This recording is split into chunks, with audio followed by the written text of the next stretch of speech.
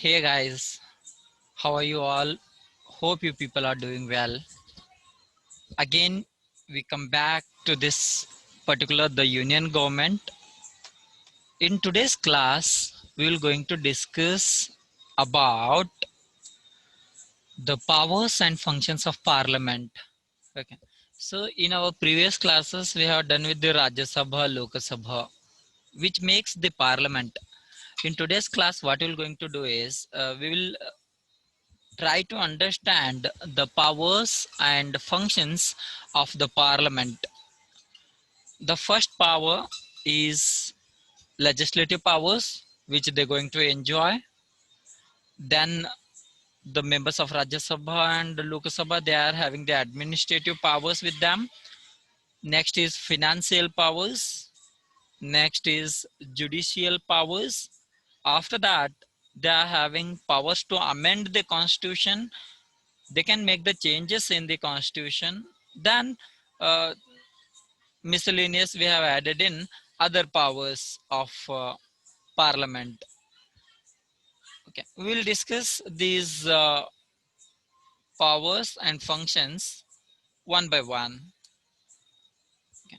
First, we'll discuss the legislative powers of the parliament. Okay. So the main function of the parliament is to make laws, the laws which are needed to run the government smoothly. Okay. So such a laws will be created by the parliament. It can frame the laws on subjects mentioned in the central list. Okay. So the whatever the subjects which are mentioned in the central list, laws related to that parliament can make. The financial bill is presented only in Lok Sabha. So what happens again? Uh, as we know, Lok Sabha is the lower house and Rajya Sabha is the upper house. The bill which is related to the finance, which is related to the money, okay, so that particular bill is only presented in the Lok Sabha. The other bills can be presented in the either the house. Okay, so whatever the other bills apart from the finance, that particular bill is presented in the both in the Lok Sabha as well as in the Rajya Sabha.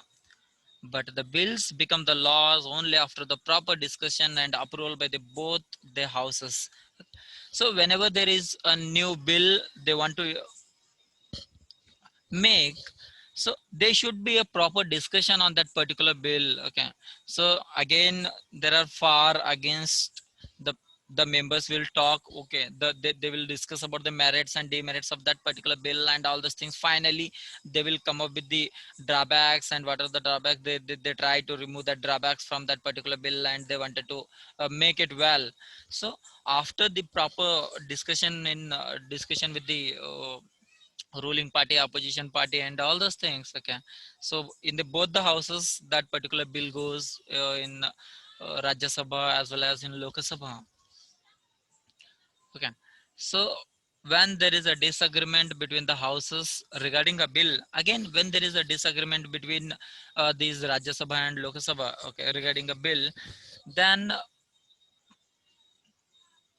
the president may call for a joint session for a parliament to resolve the matter. Okay, so when there is a disagreement between the Rajya Sabha and Lok Sabha on that particular bill, then president is having a power where he can call the both the members of Rajya Sabha and Lok Sabha, and he can conduct a joint session on particular bill, and they can resolve the matter. Okay. After both the houses pass the bill, it forwarded to the president for his approval, after which that particular bill becomes a law. Okay. So when the Rajya Sabha and the Lok Sabha, when they both they agree with that particular bill, okay, then it goes to the president. Once the president signs on that particular law, okay, particular bill, then afterwards that particular bill becomes a law.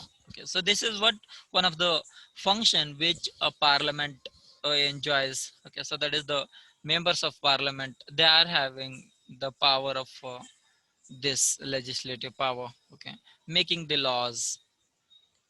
Next one is administrative powers. Again, the members of Rajya Sabha and Lok Sabha, they enjoys these administrative powers. In this parliamentary system of government, the Prime Minister and his Council of Ministers form the executive. Okay, whatever the executive work in the central government, that has to be taken care by the Prime Minister and his Council of Ministers. Okay. The Union Cabinet is accountable for the Parliament. The members of the Parliament ask the question which must be answered by the ministers. Okay. Again, here there is one provision where opposition party leaders are the other common members of Parliament, okay, who are not enjoying this ministerial power. Okay, so the common member, when they ask the questions related to their ministries, the ministers, they have to answer their queries. The Council of Ministers can be in power only long as they enjoy the trust of the Parliament. Okay, again, the Parliament has control over the executive.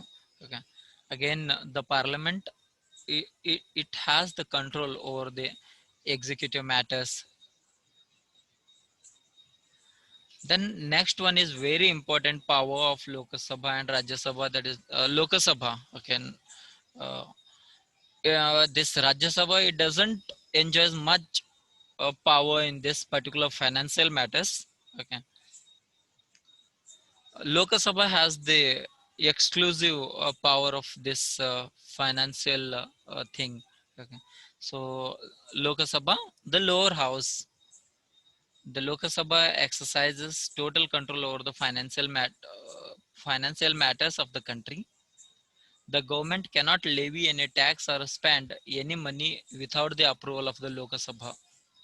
Okay. So whenever the government, that is the central government, whenever they want to levy the taxes, okay, and whenever they want to spend the money of the taxpayers, they have to take the approval of Lok Sabha members. Okay. So whenever in recently they have the central, the union government, they have passed the GST bill, okay, goods and services bill, okay, goods and services tax bill. So to pass that bill, again they have took the permission from the Lok Sabha members. When the majority of Lok Sabha members given their support, then that particular bill has become the law now. Okay. That's why this Lok Sabha, it enjoys this financial power. The finance bill must be first introduced in Lok Sabha after being passed by the Rajya Sabha. Okay. So whenever the cabinet is introducing the finance bill, okay, the bills related to the money matter, that must be presented in the Lok Sabha first. Once it uh, discussed in the Lok Sabha, then they can send that particular bill to the Rajya Sabha. Okay. So this particular finance related bill cannot be introduced first in Rajya Sabha. Okay. So that is the condition.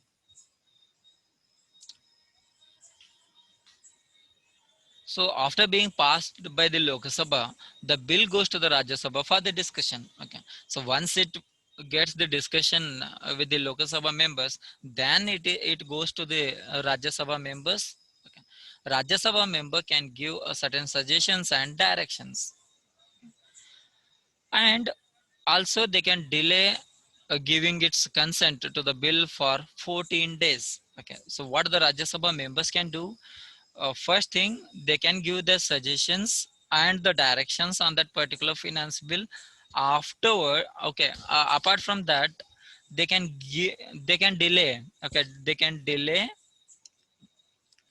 up to 14 days. Okay, they can keep that bill with them, okay, up to 14 days. After 14 days, directly that particular finance bill becomes a law, and it directly move to the president approval.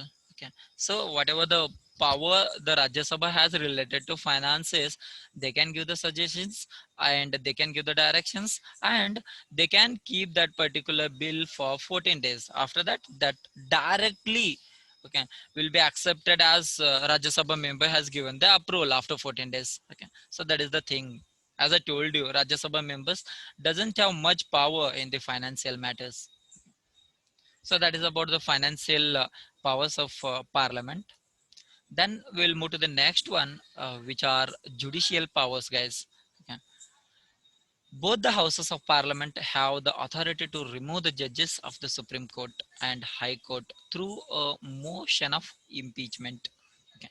So, in this judicial powers, this particular parliament members, that is the Rajya Sabha members and Lok Sabha members, they have the authority to remove the judges of Supreme Courts and judges of High Courts. They also have the powers to discuss the findings of reports related to the judiciary. Okay, whatever the reports related to the judiciary comes, the the parliament building, they can discuss on that.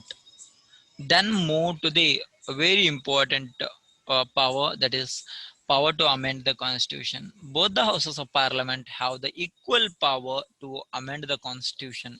Okay. So in this particular matter, okay, when we talk about the amending the constitution, amending means making the changes or coming with the new addition to the constitution.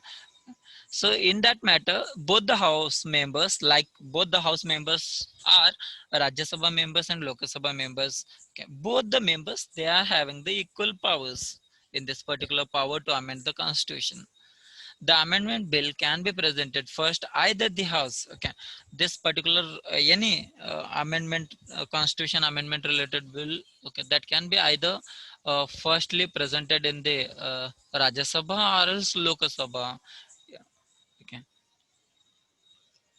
Then, however, the approval of the both the houses is required for the amendment. Okay, whatever the changes you want, the parliament or the union government wanted to do in the constitution. For that, both the houses, both the members of Rajya Sabha and Lok Sabha, they have to agree on that. Until and unless the both the members agrees on that, okay, Rajya Sabha and Lok Sabha members, that doesn't okay, becomes the law, and they can't able to amend the constitution. They can't able to uh, make the changes in the constitution. If only one house approves for the amendment and the other does not, then amendment cannot be carried out. Okay, so if the Lok Sabha, for example, if the Lok Sabha has given uh, okay, if they say yes for the amendment, and Rajya Sabha, if it is not giving the permission to make the changes in that, then that will not become the uh, then no one can change that particular amendment, that particular constitution. Okay, so here the matter is both the houses, they have to agree on that particular matter. Okay, if the one particular house, if disagree with that, if that particular matter, then it will not be the amendment cannot be carried out. Okay. In some cases, the approval of the state assembly is also essential. In the there are few cases in which the state assemblies approval also we need to make the changes in the constitution or to make the add-ons. Then finally we will discuss the other powers. Okay, to frame the laws related to the powers and jurisdictions of the Supreme Court and High Courts. Okay. So the Parliament that can frame the laws which are related to the powers and jurisdictions. Okay, so powers and jurisdictions, the area of Supreme Court and High Courts. Okay, so that is the another power which the Parliament has. So they can say what are the powers Supreme Court has, and they can work on the jurisdictions. Okay, which are the areas comes under the Supreme Court and High Court, they can frame the laws related to that, the Parliament.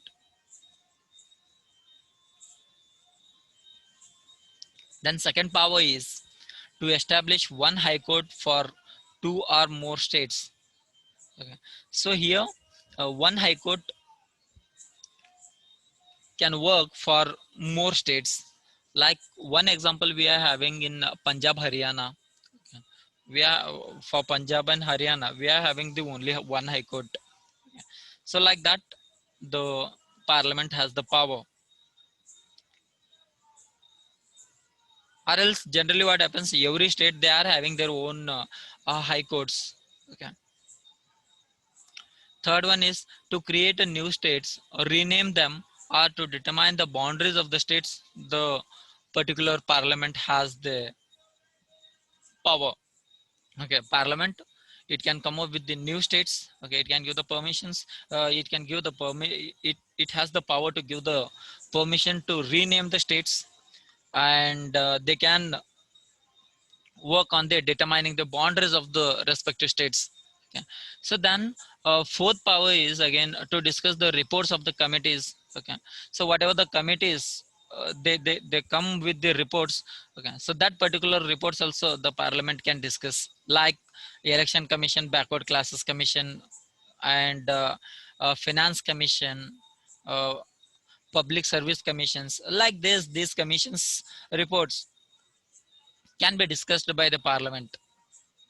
And last one is to approve the declaration of the emergencies. Okay, so the parliament again has the power to approve the declaration of the emergencies, like national emergency, state emergency, and the financial emergencies.